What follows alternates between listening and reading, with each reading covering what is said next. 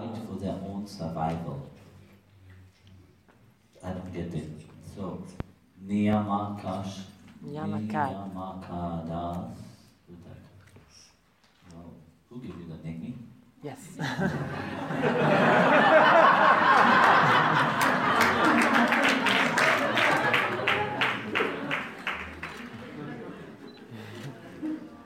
Asked him, and I hope that it was one of the Swami.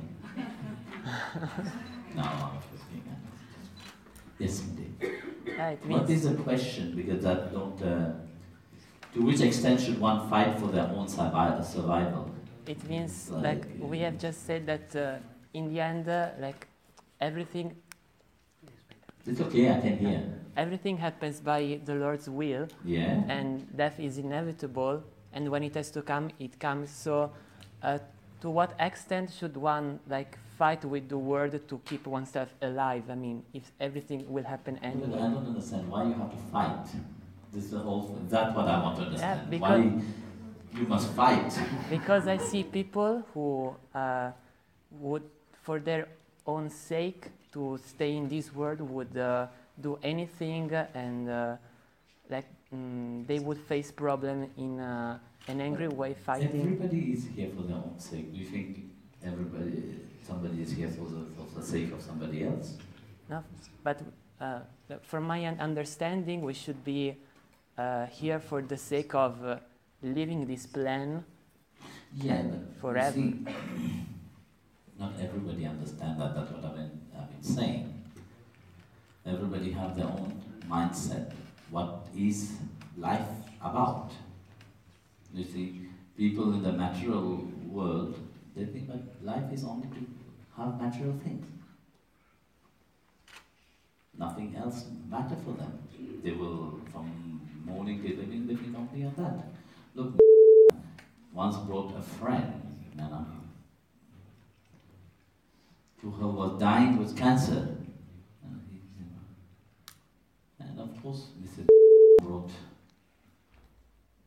out of goodwill to remind that friend that life is parting. Now it's time to think of God also a little bit. Yes or no? But he did die thinking only of material things. And he was thinking of his diamonds when he died. He was a diamond dealer. So he thought of his diamond. So what your mind is attached to, that will be the thought about it. So if people are reminded, yes, what is life itself? Firstly, you have to know. That is also that many spiritual people don't think that all the people which is on the spiritual path really know what it is. People often like the ideas of things, but it's not. So it's not about fighting, it's about realizing it. It's about standing upon your own strength. By you standing upon your own strength, others will take that as an example and grow. Do you think by fighting this will change somebody else? No, you can talk, you can help others, as a reminder. But if you stop criticizing others, do you think people will sit and listen to you? Huh? No, it will never. Those people who criticize, they have it in them, and they like to look for it. So if they have it inside of them, then they will look for that, no? Somebody come and fight with you. Because that person want to fight. Then they will come and fight with you. But you don't need to fight back. You stand strong upon your reality, then you don't need to. That probably will shock them all when fighting. Because everybody, when you start fighting, they expect you to fight back. Yes or no? Huh? Like I was saying, Mahabharata war happened because of Duryodhana taking what Draupadi told him. Draupadi said, the son of the blind king is also blind. But Duryodhana could see. If somebody, you can see, and yet somebody tell you you're blind. Does it make sense? Huh? It doesn't make any sense. Because you know you can see. But people tell you 100 times you're blind. You don't become blind. But you become blind the moment you start taking what they say. When you fight.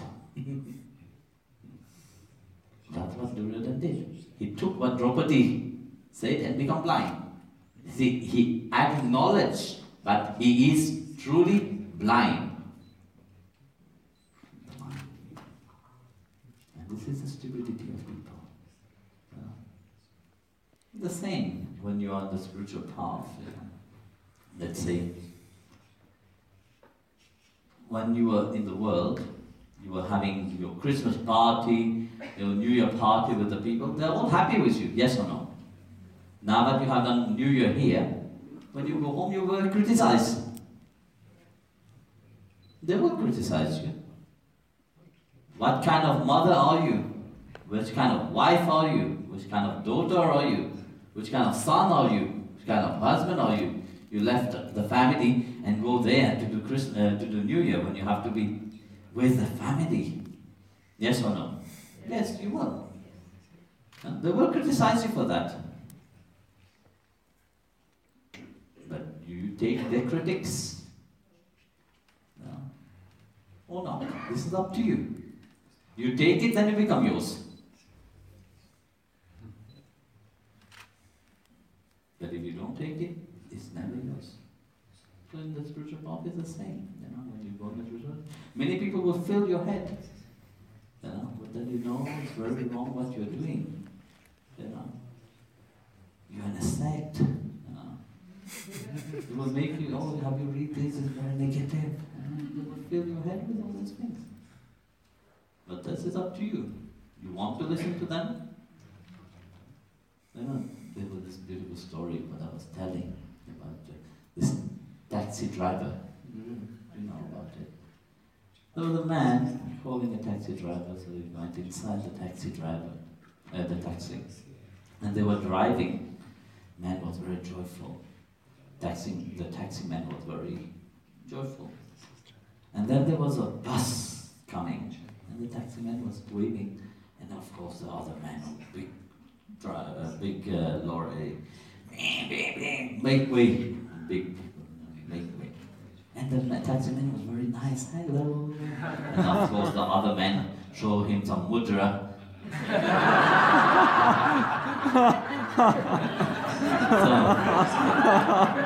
But still he was happy. Everybody did mudras.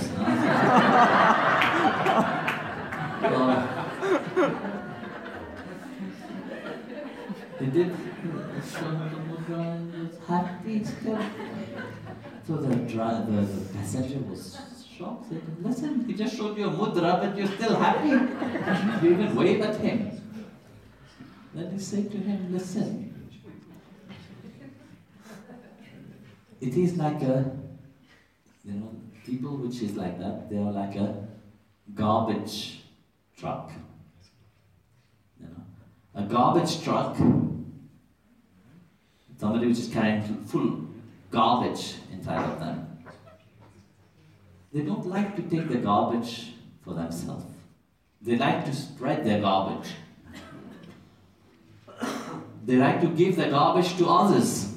They have to throw it on others. No.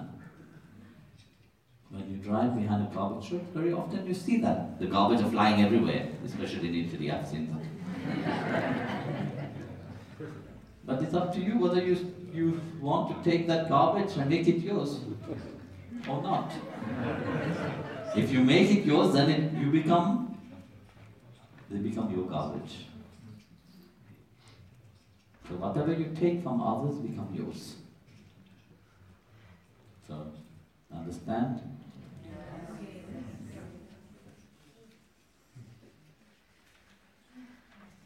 Nice, garbage. There's also who give you good things. Very often you don't want to take.